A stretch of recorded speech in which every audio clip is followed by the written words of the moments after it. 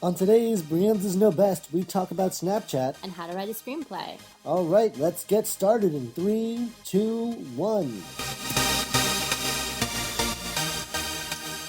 Okay, hello. This is Brienne's Know Best. My name is Mike Brienza. My name is Laura Brienza. And I already said our name, but this is Brienne's Know Best. Because we know best. Yep. And we're Brienzas. Check and check. So, quick note, this is a podcast where basically I teach my sister something for 15 minutes each week, and she teaches me something 15 minutes each week because we live on opposite coasts. I live in LA. Opposite coasts, not coats. Yes, she lives in LA. I live in New Jersey. And right now, though... Now we're in the same room. Yeah, back I'm in LA visiting her. Just like last week's episode, this is actually filmed. It is filmed. No one gets to watch it. This is recorded about an hour after our last podcast. Just so I don't have to edit things. So, how you been? I'm good. How have you been? It's been a good hour. It's been a good hour. I had some chocolate Haagen-Dazs ice cream. This is our second recording of this. The first one has her just clinking around in a bowl. We needed more sound effects. Mm-hmm. Clink, clink, clink, clink, clink, clink, clink, clink, clink. Wow, we should do animation. I think. Okay, We're budding voiceover actors. Yes. Okay, so I'm going to teach you this week about Snapchat. And I'm going to teach you about how to structure a screenplay. Cool. I asked for that, so that's I appreciate you. Because if you ask, you shall receive. Which you can ask at hi@bkbpodcast.com, by the way. Yeah. Okay. So let's just jump right teach me about Snapchat, Mikey Mike. Okay, so... It's going to be a lot of noise. Okay, so... Snapchat is a mobile app. It's on Android phones, it's on iPhones, potentially on Windows phones, although I'm pretty sure nothing's on Windows phones, which is why they're shutting... What is a Windows phone? Exactly. That's why they're shutting down the business. So Snapchat, you probably have heard about.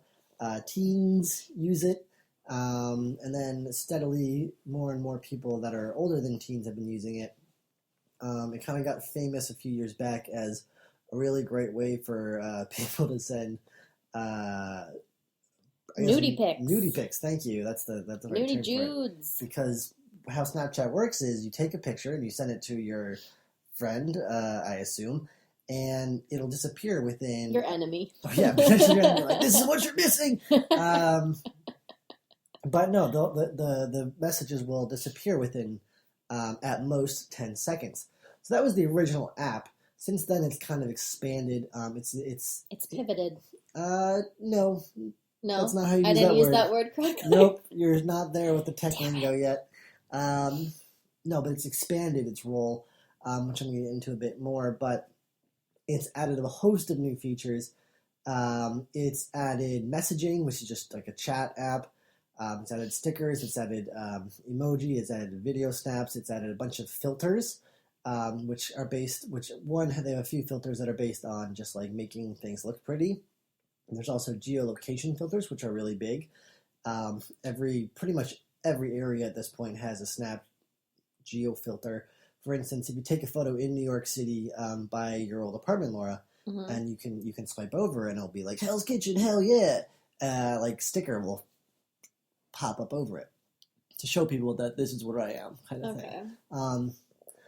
They've also actually added sponsored geo filters. So if you're at like a McDonald's, again, is my example, it'll say like McDonald's, yay! But also users can kind of... Can McDonald's be like, if you go to Burger King, yeah, boo? Maybe. That's the next step. That's the next step. Like, you're making a huge mistake. Is there a sticker? Turn around. There's the McDonald's a block away. That'd be funny. But they've actually also started letting users pay, like, depending on where you're making your sticker and the size and the time and all that, users can upload their own stickers. For instance, a lot of people are adding, like, wedding date for Jim and Carly Snapchat filters. for like 24 hours. It costs them $10, and everyone can take Snap stories, and it's like forever commemorated as like this Snapchat thing. Their big breakout hit was actually something called Stories. Different than the regular Snapchat in that, again, I send you a message, it disappears within 10 seconds. Stories is actually something which is almost like your profile, where you post it and it stays there for 24 hours, and anyone can view it. Okay. Not just someone you send it to. So if I sent... well, I guess that explains it well enough. So that kind of really changed things, because now you don't have to send it to everyone, and also it's a more general, continual update of your life.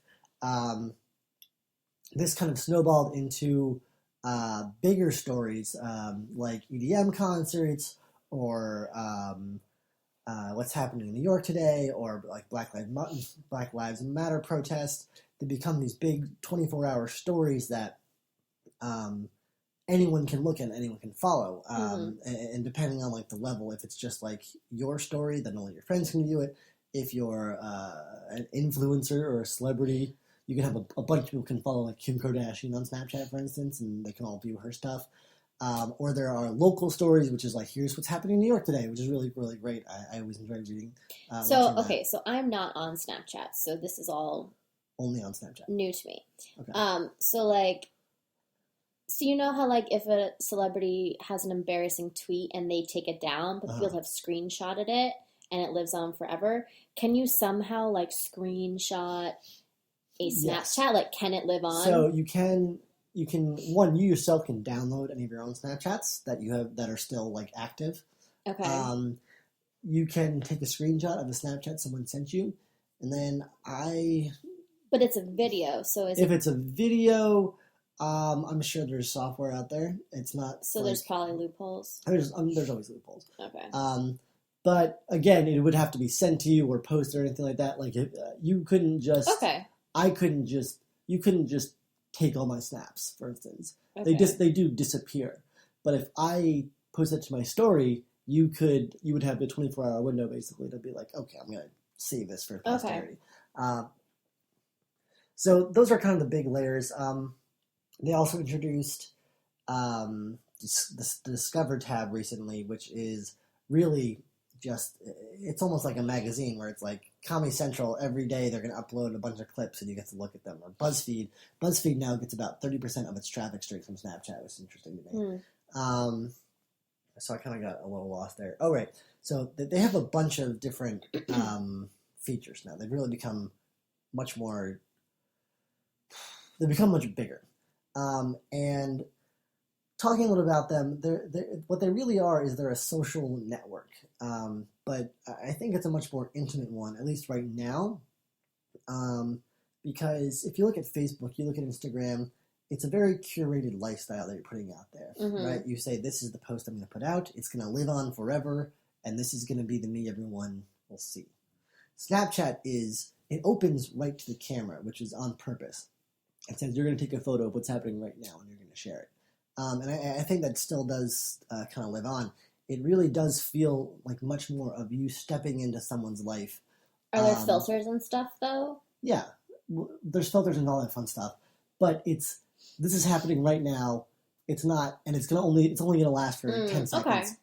And so it's much more of a, hey, this is what's happening, not a, hey, look at this thing I did a few days ago and it's all beautiful and pretty. It's almost, what I think of it as is, it's like Twitter, but executed correctly. Twitter is unfortunately a company. Sorry, Twitter. Michael's not on board. Twitter has been floundering for the past 5, 10, however many years it's been around, years. I think they're doing okay. No, they're doing terribly. Oh. They have stagnated at about 300 monthly active users. They have no revenue growth. They have no user growth. No revenue growth. Original posts are going down. But the good thing that Twitter did do, and I know they're trying to work hard on this. Sorry, guys, but whatever. That's a whole other issue. I could talk forever about how terrible Twitter is. One thing that Twitter's really great at is live events. People tweet in real time. They're just putting stuff out there. But Snapchat does it so much better because it's video. We have shown just through what we view and what we do and all the apps we use and kind of the data usage really of our networks that we love video. It's how we learn. It's how we experience all that fun stuff. Snapchat is Twitter in that it's happening now. It's happening now. It's happening now. But you get to see it, which I think is incredibly powerful. So again, it's very intimate because it's like you're sharing this moment with someone. What really convinced me was a few years ago when the World Cup was happening, there was thousands of snaps that you could follow along. That was the World Cup, and it felt amazing because you saw the people in the stadiums, you saw the players, snapping, you saw people like reacting to the game. It was a really amazing moment, and that kind of convinced me years ago that Snapchat was going to be big. Right now, they only have about 100 million active monthly active users. Monthly. Yes. Okay. These are kind of 100 million. 100 million. So I do apologize. They're a little bit of old numbers, but working with the best I've got. That's okay. So they're still behind Instagram. They're still behind Facebook, but they're growing at an incredible growth rate. They're going to have about 300 monthly active users within a year, I think, which would be about Instagram's numbers. They might be at 400 million now. Facebook a few years ago tried to buy them for about $3 billion, and Evan Spiegel, the CEO, of Snapchat, said no, thank you, and everyone was like, "That's ridiculous! Wow. You're such a dummy." And now everyone is like, "Wow, interesting." We really everyone said, "Wow, this person had a lot more vision." Yeah, like, we didn't see what he saw in this. Yeah, that's a lesson for you kids. Believe in yourself. Yeah, exactly. Excuse me about that. Michael Bird. So, thank you for calling me out. So just one statistic that really jumped out to me was, and this is an old number from I think May 2014. Snapchat said at the time that about 700 million pictures were sent each day. Right now, it's probably 1.5 billion snaps sent a day. Billion. With a B. Wow. So I've talked about all that fun stuff. I'll talk a little bit about how they actually make money, because that's very important to a lot of people. So the way that they've been very okay with trying things and seeing if they work, and if they're not working, just abandon them very quickly. For instance, they had these things called lenses, which is basically you hold your finger on your face on a selfie, and your face will transform. And they decided, okay, if you really like a lens, we're only gonna do 10 a day. But if you really like a lens, for $1 you can buy it, and that will always be there. That didn't really work out. So instead they're like, okay, we're still gonna do lenses because they are incredibly effective at making people snap each other. I didn't know that was a Snapchat thing. All those silly pictures people show with like a dog face. Exactly, that's a Snapchat thing. Okay. What they found is they are really good at selling sponsored lenses, where they have the dog one, for instance. That's the one that's really popular. The Hamburglar. Exactly, but one will turn into a Hamburglar. It says, I'm loving it. Really? And that's. I mean, it's different every day. It's like a 24-hour thing, just like everything else. And they sell that for about, I think it's $750,000 for 1 day's worth of doing that. Wait, how much? $750,000. Is the cost for McDonald's to buy? Oh, for McDonald's, yeah, not for you. For a kid, like who is buying this? No. So it's very effective. They also sell advertising during all the stories. So they do it during local stories. For instance, in New York, since they have like millions of people who watch that, every let's call it 10 snaps, there's a quick 10-second ad for Transporter 2 or something. Okay. Yes, the really old movie, they're still advertising for it. They do it. They also sell advertising within their Discover tab.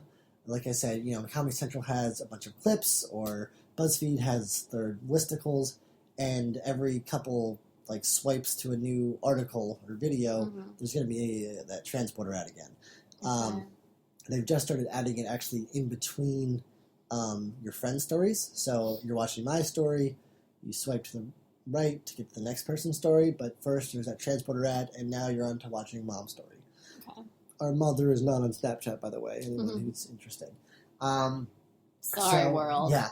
So they're getting better at making money. They have incredible user growth. I don't think they're really worried about making money yet, although they're pretty happy that they are. They're experimenting. They're not afraid to try new things. They're looking to virtual reality, for instance. There's perhaps a death knell already, unfortunately. A what? A death knell. In that old people are getting interested in Snapchat. Is that a phrase? A death nail? Death knell. Death knell? Yeah, you're the English major. I know, I don't know. I thought it was like a nail in the coffin, like a death nail. A death I nail. wish it was a death nail. All right. Maybe that's the phrase. We It's a should death make that nail. phrase. Okay. Old people are getting interested in using Snapchat, Uh-oh. which, yeah, it's a real problem because they make all their money. Their advertising revenue is...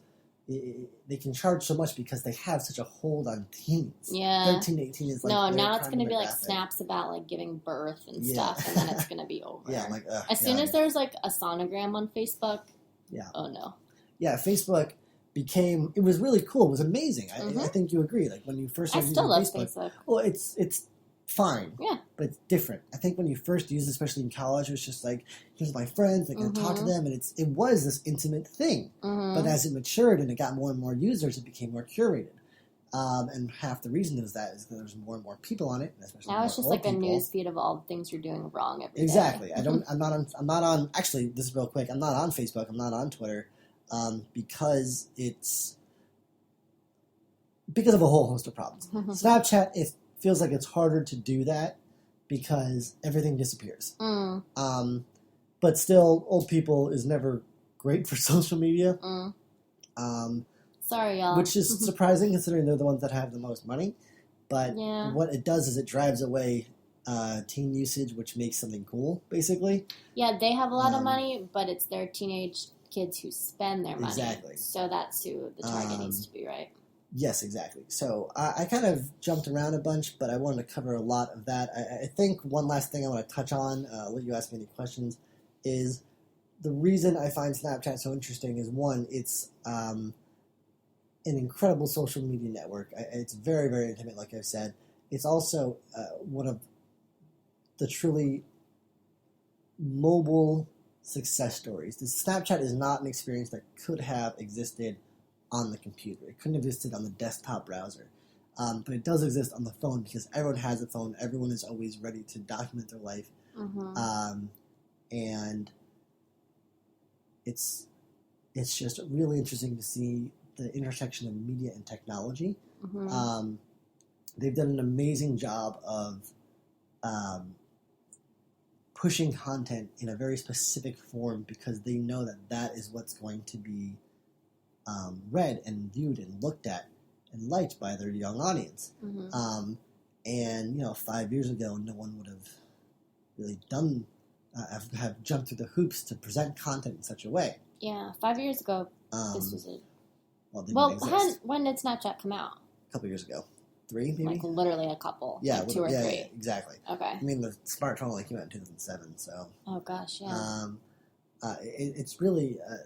I'm not going to really go too deep into it because I know I've already probably gone through my time. Yeah. But the intersection of media and tech is a really interesting thing to study, and I think Snapchat's a great case study because they've been able to merge location, age data, just real authenticity, and a host of other things that are incredibly useful and incredibly important for advertisers and for consumers in a way that doesn't seem forced by anyone. Mm-hmm. And I think that is this generation's, this technological generation's social media. I think last technology generation social media was Facebook. Mm-hmm. It's, although, not for nothing, they've done a really great job on mobile. Mm-hmm.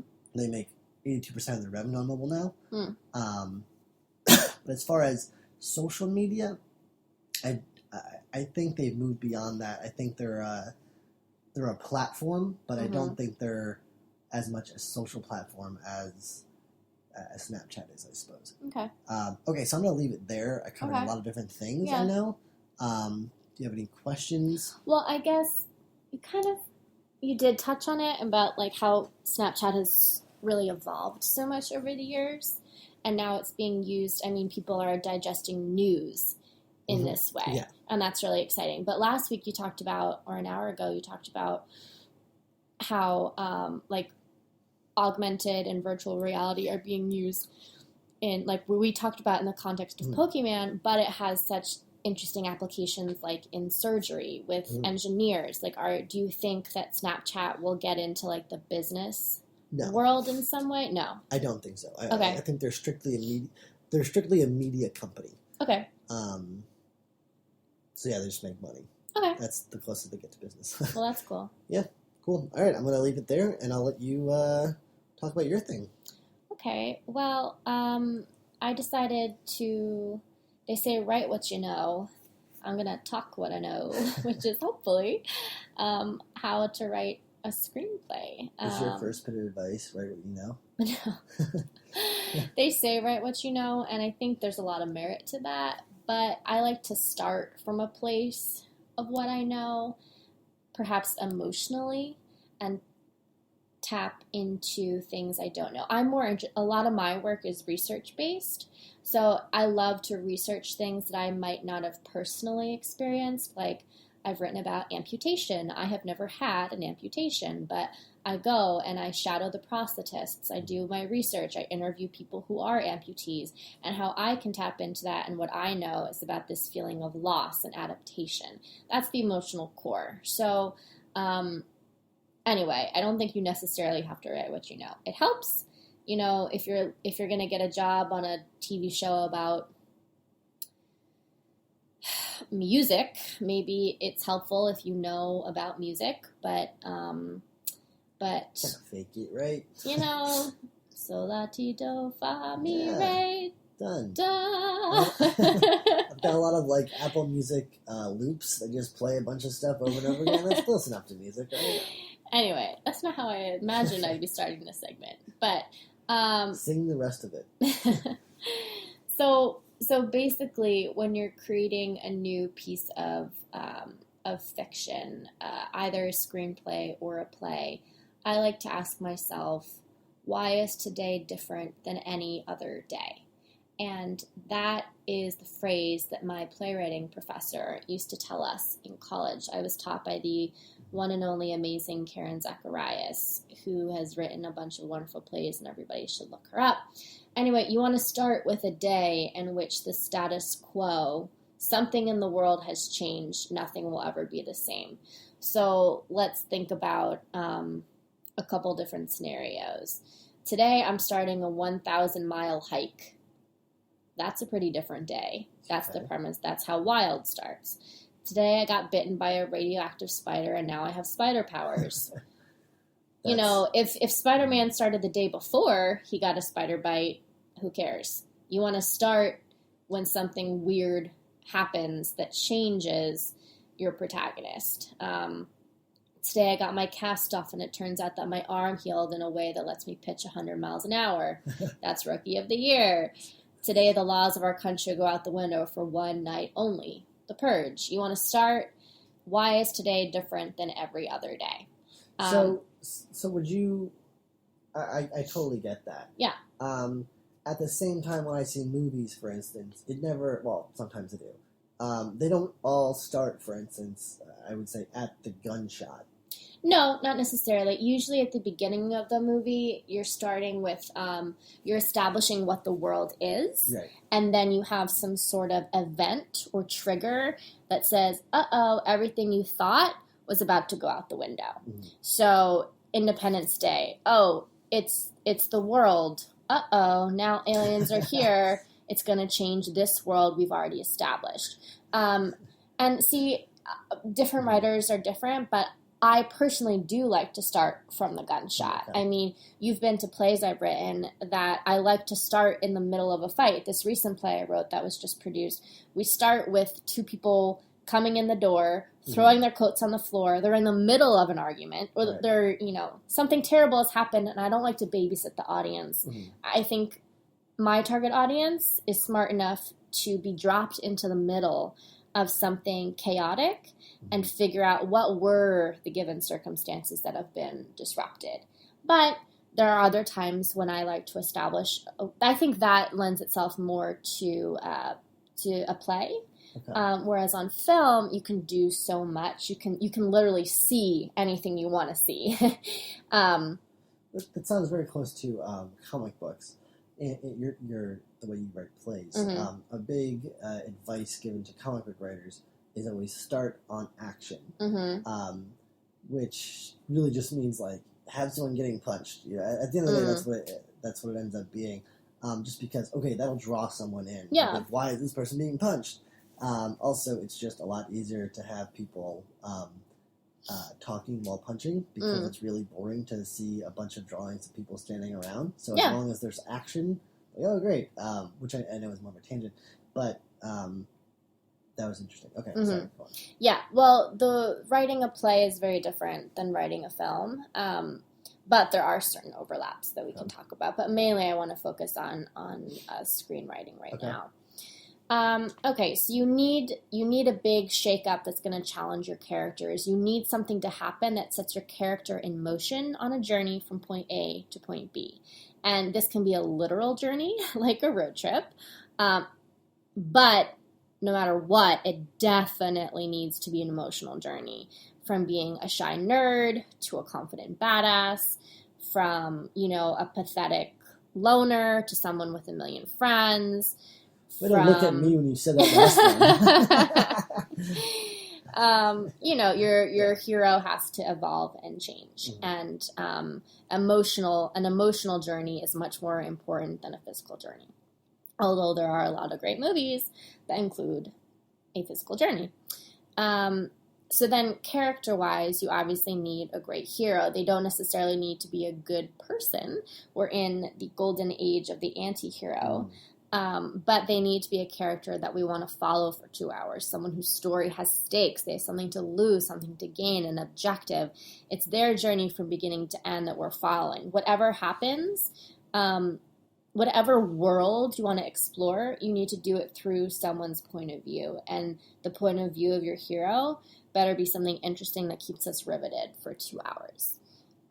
So I'm going to go into structure now, and I will borrow from Blake Snyder. So Blake Snyder is the author of Save the Cat, which is like one of the most famous screenwriting books ever. But, and this is a big but, it's extremely formulaic. You cannot lie. Yeah. It's very formulaic, but you need to know the rules so you can break them. So, he literally writes out like, page 5, this should happen. Every single story is different. Like, it's a good place to begin if you are interested in learning how to craft a story in a cinematic structure. But if you're literally following every letter of the law, you're just going to have a boring, formulaic. There was a good time, a couple of years, where it seems like Save the Cat was taken very, very, very seriously. Yeah. There was a lot of movies where I would just be sitting in the theater thinking, "Oh, it's Dark Knight of the Soul time." Yeah. Oh, it's fun and games, that thing. I think that was that year where it seemed like everyone was using that book for some reason. Every villain allowed himself to be captured and put in some sort of glass in capsule, which was all part of his master plan. I think that the film industry has thankfully somewhat recognized that, but it was very interesting. It's like, it's been around for a long time, but then suddenly it seemed like everyone was just like, this is the formula. That might be an overlap with like just this general aversion to risk. Right.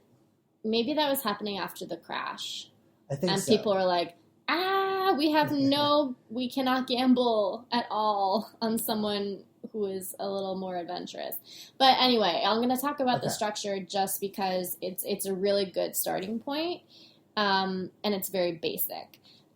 So think about when a movie begins. You have your first image. This is essentially the before of your hero.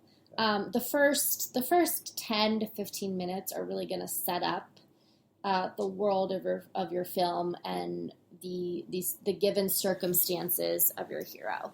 And by the end of the film, they've got to be extremely different. So our starting and ending points are basically going to be opposite images.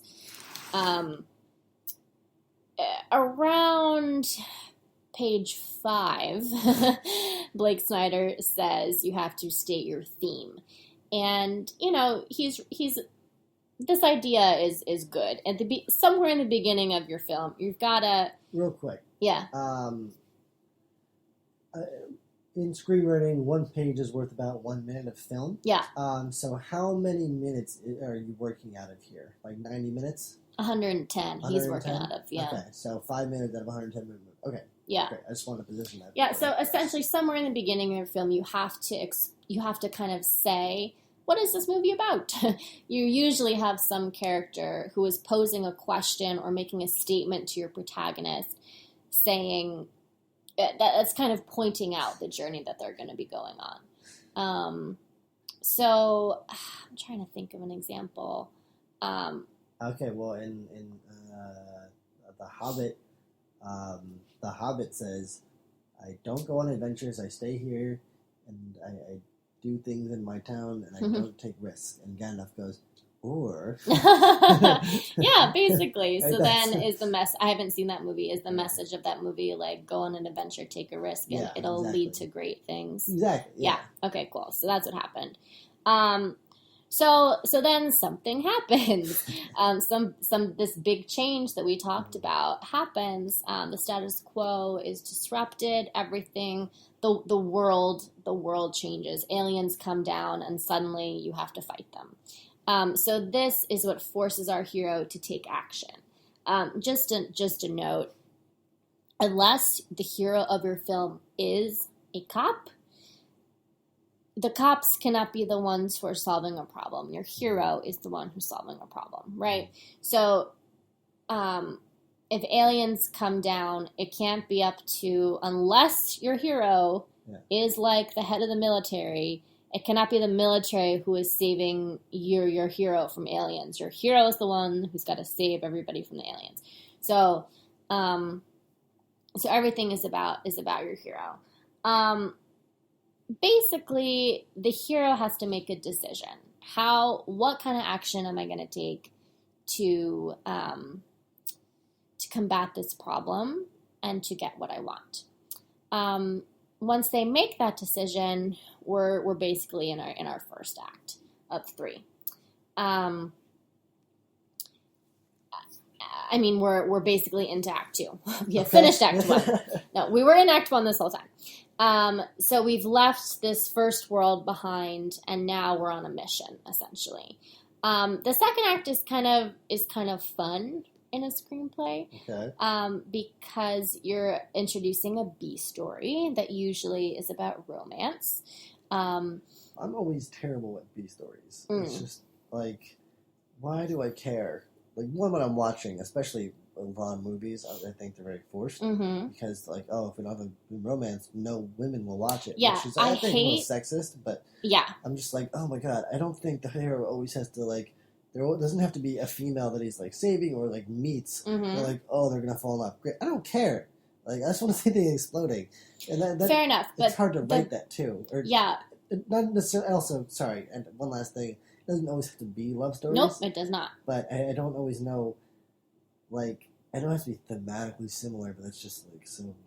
Okay, well, I'll give you a really great example, because I just watched a movie that I was like, I love this B story, because essentially by the end of the film, your A and B stories are going to converge. And in the typical, in like the cliche way, the B story is a love story, and the love interest somehow provides inspiration for the hero to, like, accomplish whatever he needs to accomplish. But I just watched The Skeleton Twins, and the A story is essentially like these two siblings are very depressed, and they're both suicidal. And the B story is both of their love interests. But it's a dual protagonist. So the sister, her B story is like she's taking this scuba diving class, and she ends up having an affair with her scuba instructor. And according to like classic screenplay like guides, it would be that, oh, the scuba instructor would come and save her from like her problems. But the B story, the location and the means, the pool, the setting provided the means for the A and the B story to fuse. So at the end of the film, she tries to commit suicide at the facility where she was taking scuba lessons by by tying like bricks to her feet and jumping in the water. But it's not the scuba instructor who saves her, it's her brother. So I loved this B story because it wasn't a romantic B story. It really brought everything back to the sibling relationship, which is what the focus of the film was. So your B story does not have to be the love interest, but it often is. So anyway, by the middle of your film, you either have your hero in a great position or a terrible position.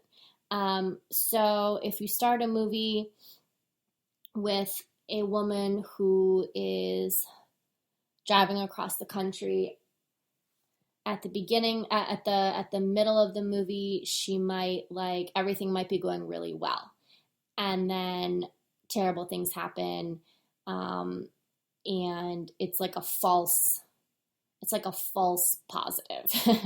So yeah, like in the middle of the movie, either things have to be going really well or they have to be going really terribly. And then in a little bit, they're going to flip, and then they're going to flip again at the end. So in the second act here, we have our hero being chased by either some literal bad guys or adversity. And things essentially are going to get really bad.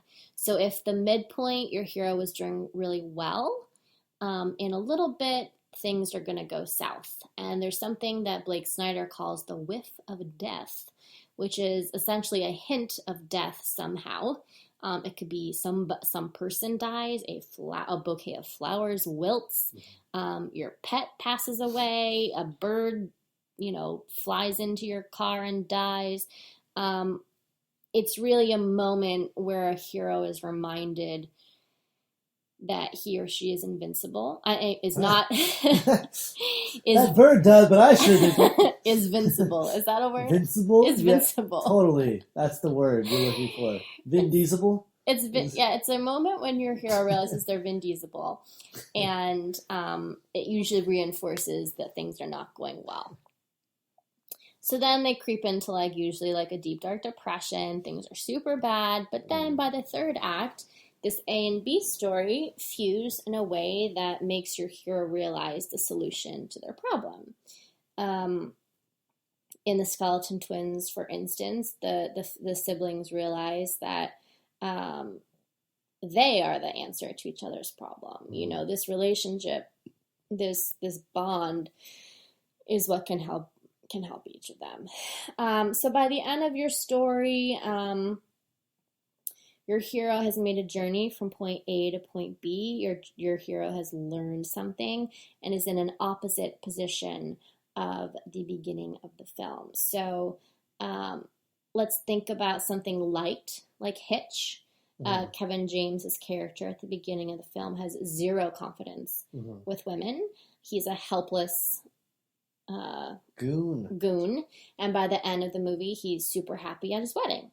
So your hero has transformed, I guess he's not really the hero, but he's changed. But Hitch has changed as, more importantly, how did he begin the movie? So he thought he had all the answers. He realized he didn't, and then essentially he learns what's really important, which is just being yourself. Right. Yeah. So yeah, things got to change. So the way the movie ends is usually quite opposite of the way it began. So that's a brief overview of structure. Um, and along the way, you need perfect dialogue and stakes and interesting characters and All right, well, whatever. That's the easy stuff. you need something to say to the world. Yeah, theme and ideas and creativity. Yeah. Please be original, folks. If you're writing, we have too many sequels. I'm looking at a chart right now of the most popular movie genres in North America from 1995 to 2016. Tip top is comedy, almost tied with it is adventure. Action is a bit below that. Drama is below that. I actually only do sequels. I'm writing a sequel, 2 sequels in one actually. It's a combination of the Blade series and the Twilight films, where Wesley Snipes comes and hunts down Edward Cullen. It's going to be great. That sounds good. Kills vampires. It's pretty cool. No, we need mermaids. Mermaids are the next big thing. Yeah. Okay, I think that was really interesting. Really? Helpful. No, it was. I don't know if I did that right. I think I'm a better writer than I am an explainer of how to write. I hope so. So don't be a teacher, basically. Okay, I don't know, kids. Good luck. Good luck. No, that was helpful. Do you have any questions for me? No, not at the moment. I think that was a pretty good overview, especially the beginning and talking about kind of the you have to make the hero be the one doing something. Mm-hmm. I know a large part of my let me rephrase that. An issue I had a long time ago was that of the passive hero, where nothing was his fault, whether good or bad. Things can't happen to the hero. The hero has to take action. There's a great line in The Departed by Jack Nicholson's character. He says, "I don't want to be a product of my environment. I want my environment to be a product of me." Damn. Which is great. That's a great line. Wonderful line. And I think you need great dialogue. Yes, you need Jack Nicholson, really. But I think that's a great way to describe it. He didn't write that. Yeah, whatever. But the writer did. Also, it's totally not Jack Nicholson, I'm just realizing. So, whatever. Anyways, that's, I think, is a great way to describe what a character should be doing if they're the hero. No, that was really, really helpful. And I think we're at about 40 minutes now, so I think we'll wrap it up. Everyone, if you want to send us things that you want us to talk about, you can email us at hi@bkbpodcast.com. If you want to advertise on our podcast, you can email us at advertising@bkbpodcast.com. And our website is bkbpodcast.com. Yeah. And this podcast was brought to you by my book. Please go buy it. It's called Help. I'm 20 and I know nothing, and I don't know anything about money. You wrote it for me. Yes, exactly. It's $3. It's on iTunes or Amazon. Just search Mike Brienza. That comes up a lot more often than the actual title of my book. Maybe I should have made it shorter. But anything you want to promote? I have also written some books. I'm not going to tell anyone what they are. I'm going to make them work for it. Okay, that always works. That always works with sales. That's why advertisers don't do anything on TV. Like, no, they'll find us if they really want to buy from us. Cool. All right, should we wrap it up? Yeah. Let's wrap it up. All right, Brienza's out. Brienza's out.